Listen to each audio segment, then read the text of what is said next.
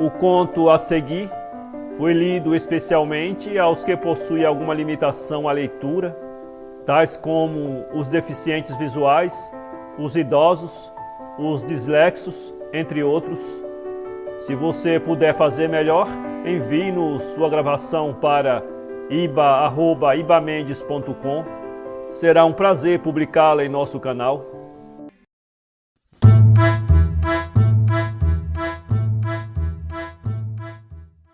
O Imaginário, de Alberto Rangel, voz Iba Mendes.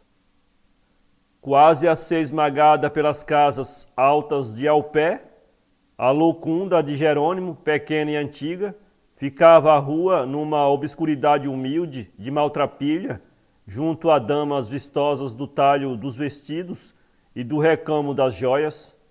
Bem por cima da porta, num quadro azul e em letra má, lia-se esta longa, preciosa e laudatória indicação: Jerônimo da Natividade, entalhador e santeiro, aqui trocam-se imagens, doura-se, também faz-se qualquer obra de concerto, trabalho fino e de gosto garantido.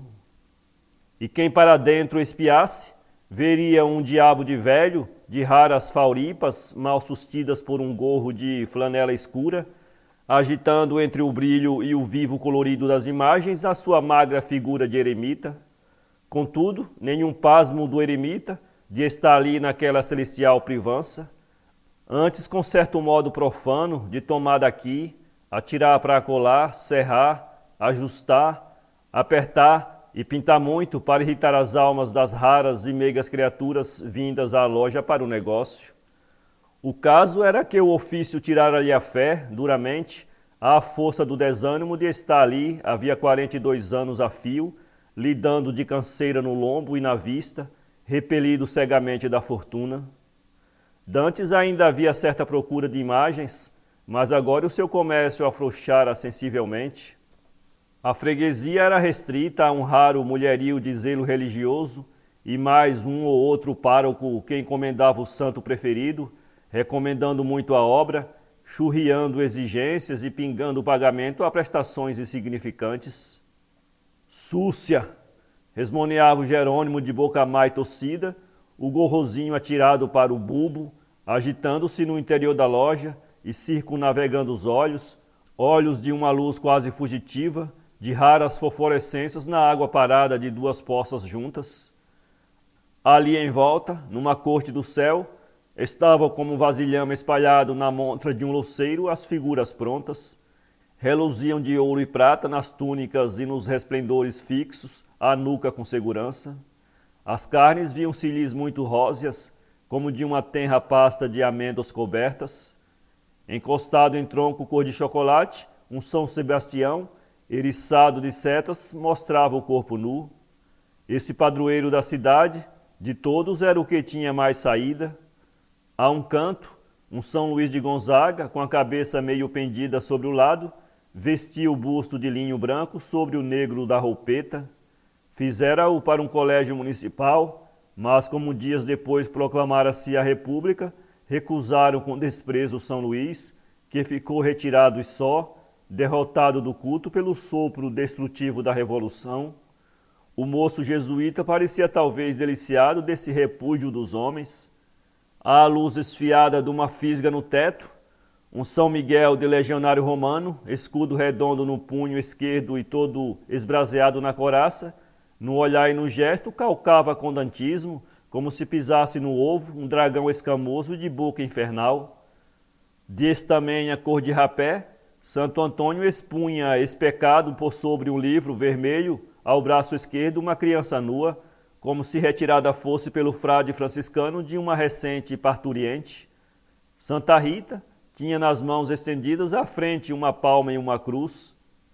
Como um pastor de idílio, São João Batista, com a cintura envolvida numa pele grosseira, tinha aos pés um cordeiro branco, o qual, pela expressão do pastor, disse-ia a última reis de um rebanho perdido em últimas enxurradas na devesa. São José, São Benedito e Jerônimo sabia-lhes as crônicas todas, dos mais conhecidos e dos mais obscuros, e gostava de fazer valer as suas virtudes, cantando os transes, as histórias dos seus martírios, acentuando a relação dos milagres, a fim de exercitar o apetite ao freguês, chamando-lhe a crença ao coração, como um sinapismo ao sangue, para que, alterada a imaginação e despertada a veneração, desatasse os cordões à bolsa.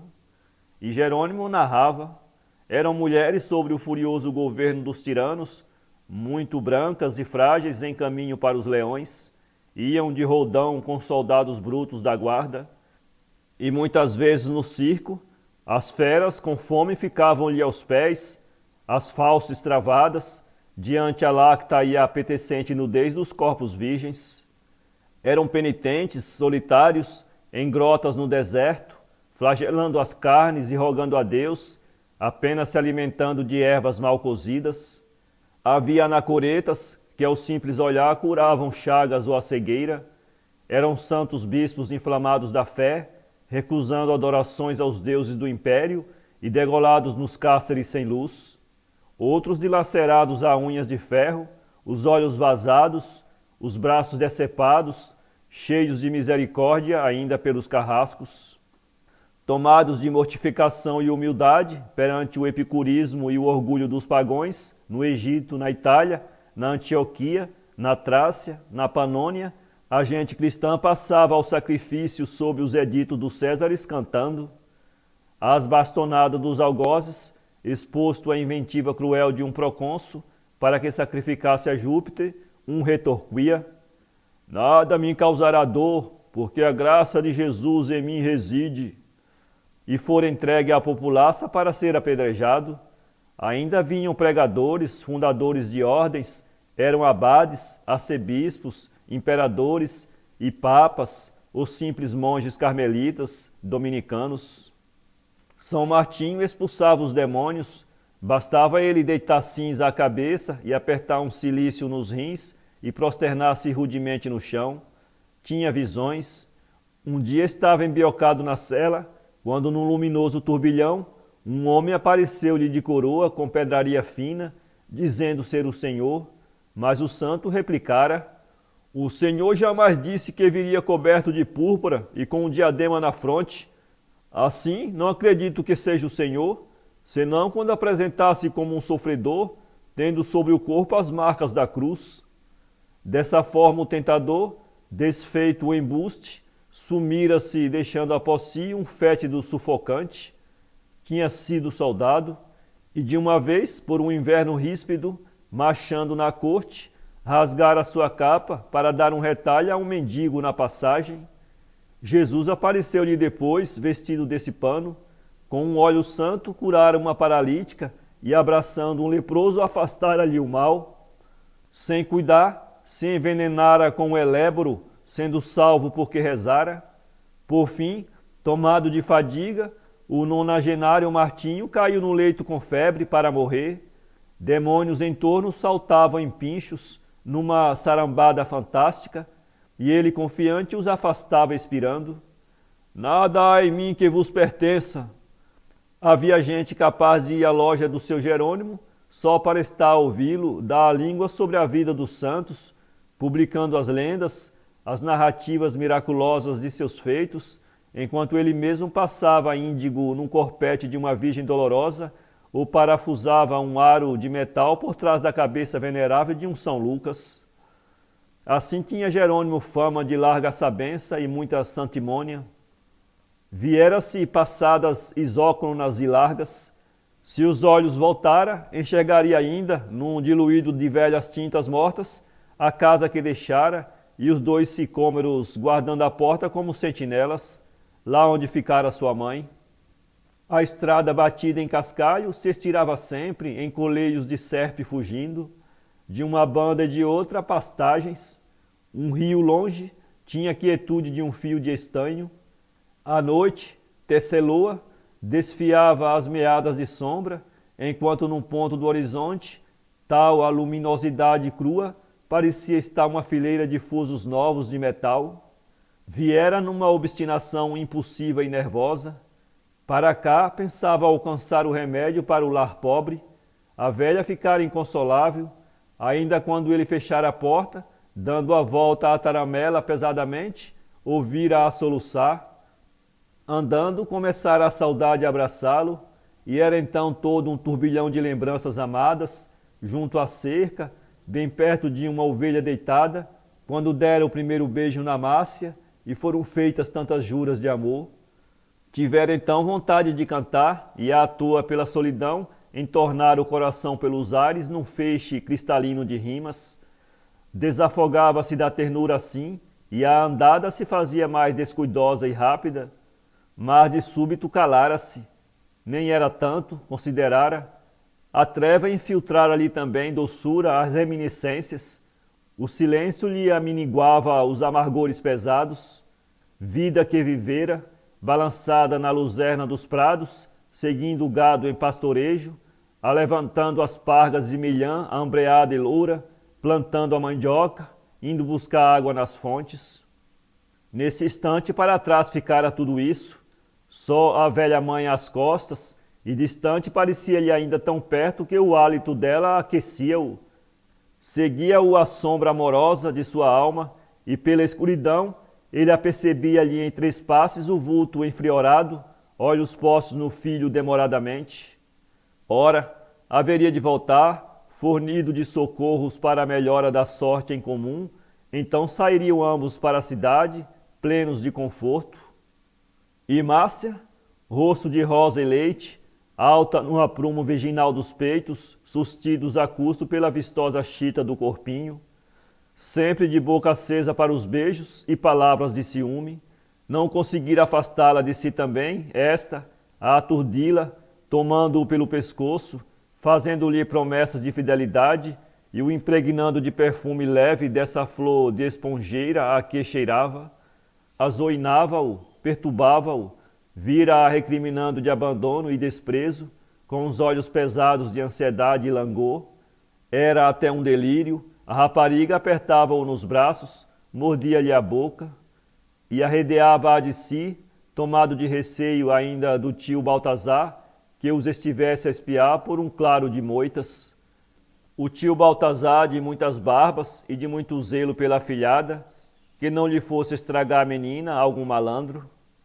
Coitado do tio Baltazar, ainda bem que ele, Jerônimo, não se blasonava de a ter beijado algum dia, uma vez ao menos, porque o velho o soubera, se bem que a Márcia, por noites e dias, na explosão de seu sangue, levasse inquieta, pasmando a comedida temperança dos casais, numa incorrigível fuga por sombras e recessos de verdura, onde ele, o amante famélico, a apontasse.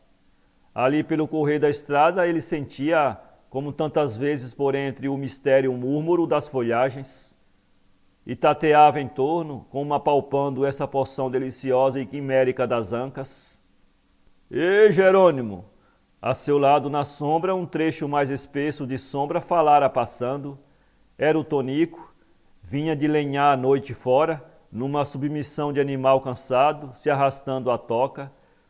Fora um moço alegre e ardente, a Ifigênia, porém, fizera-o triste e dócil, sempre a cuidar do ganho para ambos, tão perseverante na lavra das terras e arredio das algazarras nas tavernas e nas folgas a bailar. Já haveria de fazer bem 3 anos que se tinham juntado, e quem os visse ainda a caminho da missa dominical, tal a compostura e os olhares de ambos, jurariam que eram noivos de instante. Um dia, pensara, também a Márcia seguiria pelo seu braço para a igreja. Haveria nessa manhã toque de sinos para alvoroçar o povoado, mas isso seria quando voltasse, não tardaria muito, arranjando uma posição onde trabalhasse sem casar, e prelibava o gozo da sujeição à Márcia, de um momento a outro a beijá-la nos lábios, nos olhos, nos cabelos. Então, pesada que fosse a labuta, leve far-se-ia, e as colheitas dizimadas pelo granizo, e o seu gado todo pestasse, tudo suportaria. Ó Márcia! À esquerda avultava uma figueira brava, anosa e bronca. Ele achegou-se às raízes, estava cansado e as pálpebras tinham chumbo. Num torpor da sonolência advinda, ainda a velha mãe aparecia num relevo pungitivo e Márcia, de peitos altos, aparecia também.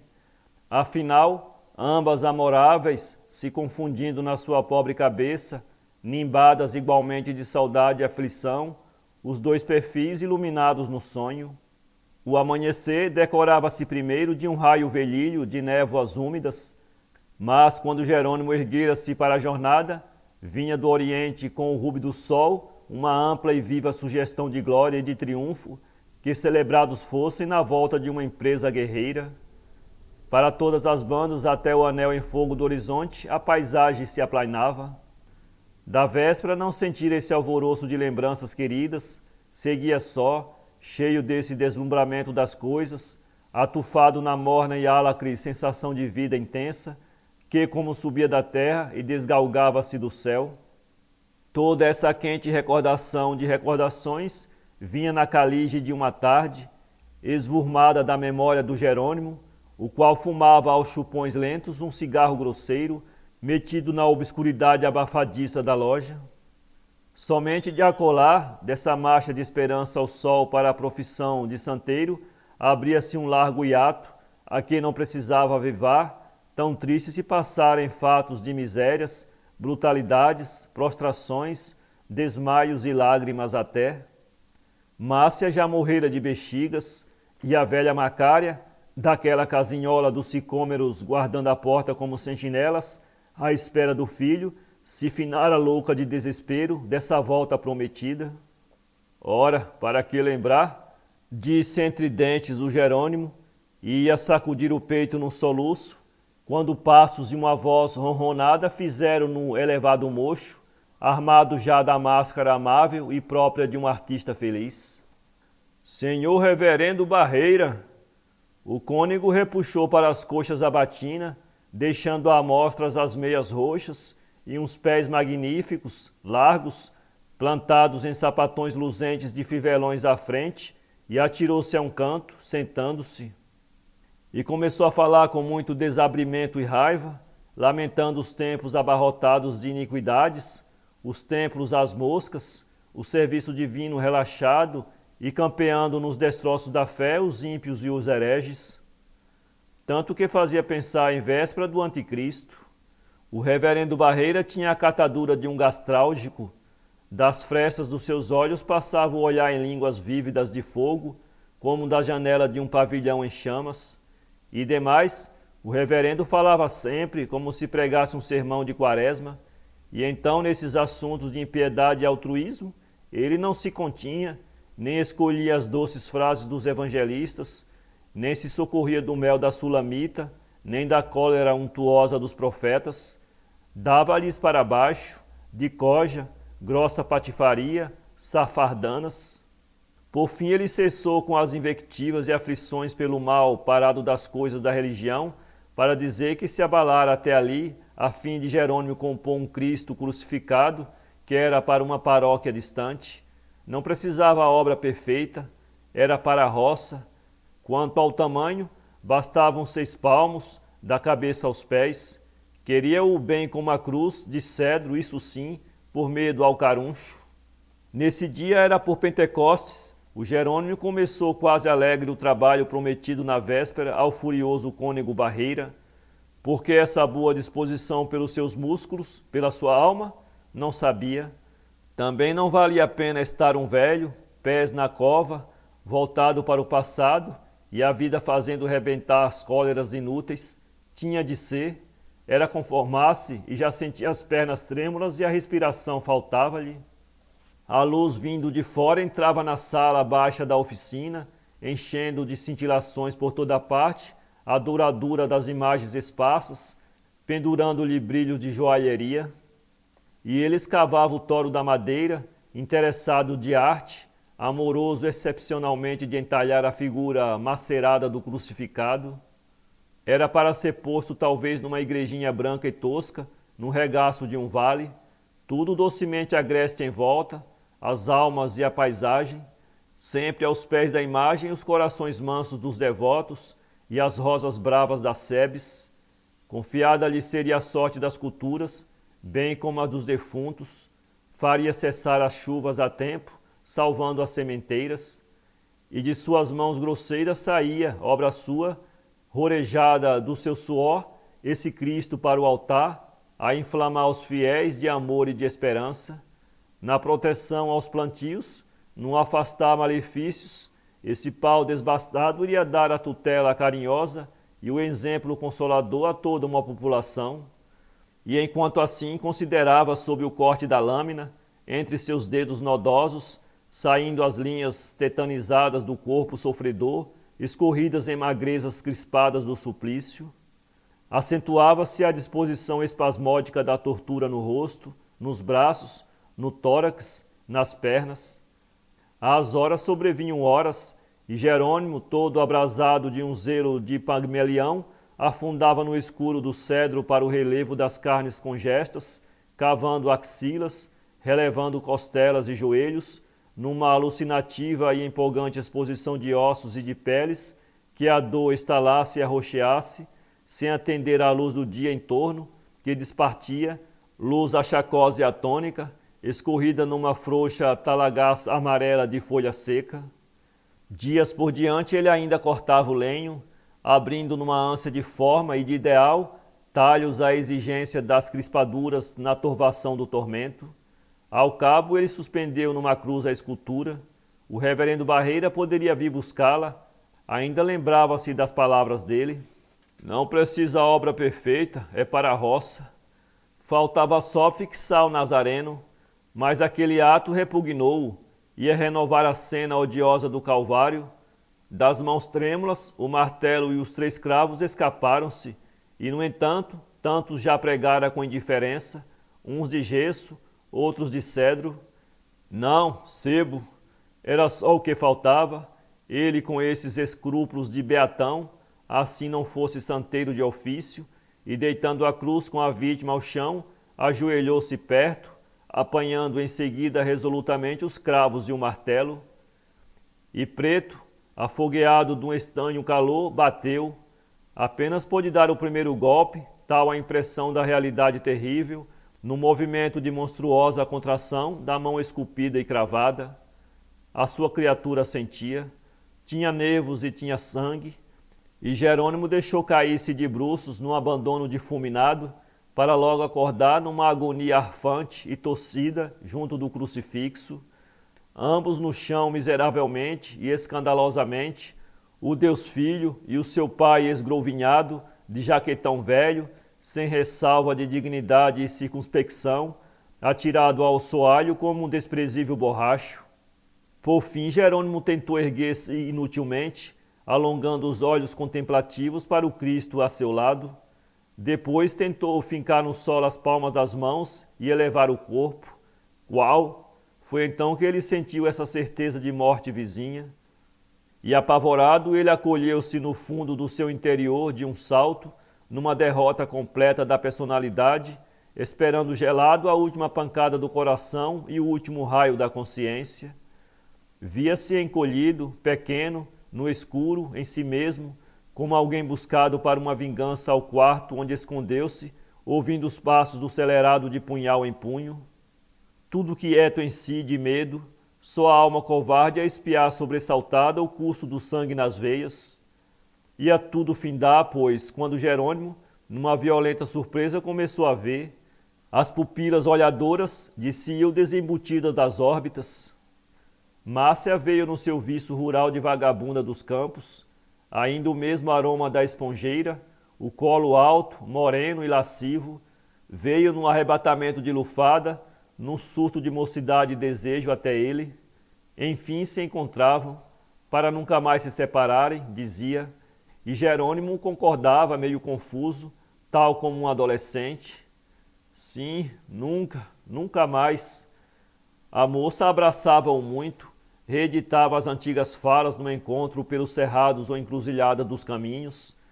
Às vezes a lua enrolava a écogla num ralo e sacerdotal amito de luar. Ao longe, rente à auréola vaga de um banhado, rãs coachavam ruidosamente, e ambos trêmulos, mãos nas mãos, infiltrados da noite e da paisagem. Ele recordava, espertando as cenas, esfolhando o romance da paixão. Ah, e o tio Baltazar, o barbaça simples, todo o fanfarrão da honra de sua filhada, enganado. Márcia ria-se, comentando com sarcasmo e desdém. Jerônimo não pôde disfarçar um gesto de desgosto, mas a rapariga puxou-o para si, num estonteante estender de braços nus. Ele deixou-se arrastar na impotência de um reagir por uma vaga e animal esperança de acender os sentidos. Tanto a Márcia lhe recordava coisas passadas, sensificando-lhe o sexo, procurando dar-lhe furores de apetite, numa rejuvenescida cobiça daquele amor antigo que Jerônimo expirava sacudido de concupiscência. Por isto não se lembrava que estava a morrer, voando o pânico do qual se apossara, quando a Márcia entrou sacudindo labaredas de luxúria das saias arregaçadas e pálpebras molemente descidas. Tomado pela Márcia, na irritação de todo o sensitivo, o imaginário tinha cinismo de um erótomo. Ao cabo dessa loucura ele sentiu frio, frio de tiritar, por sobre a armação do tórax, parecia-lhe ter alguém sentado. Eram os paroxismos dessa longa e perturbada agonia. A Márcia afastara-se subitamente, deixando-lhe a cabeça vazia e o peito sem ar. Alguma coisa de estranho passava em si e quis gritar. De um trecho da treva, carregado em livedezas de verde e de roxo, o Cristo suspenso por um braço tinha a extravagância sacrílega de desprezado por podre. De um único cravo, seu corpo pendia, como um fruto alargado, uma ponta de galho. Perto dele a Márcia, a mãe de Jerônimo, pedia num largo pranto: Jesus, Jesus, salvai meu filho. Porém a Márcia, vinda de repente, atirou-se diabolicamente à imagem para lhe abafar na boca algum perdão, fazendo-a balançar como um estranho pêndulo, maldito na expressão de uma negativa formal e cruel à súplica materna. Não e não, não e não. E gritava devastada de indignação: o homem jurou não me abandonar nunca mais, que tem a megera macária de intervir, se estou no inferno e ela entre os eleitos, vá para o coro azul cantar os salmos, que eu só quero o amar, que eu só quero o pecado. Muito boa noite, senhor Jerônimo, muito boa noite. Ninguém respondeu. O reverendo Barreira, que entrava saudando, sem saber, recitava um responso: boa noite. Para ler esse conto, acesse www.poeteiro.com.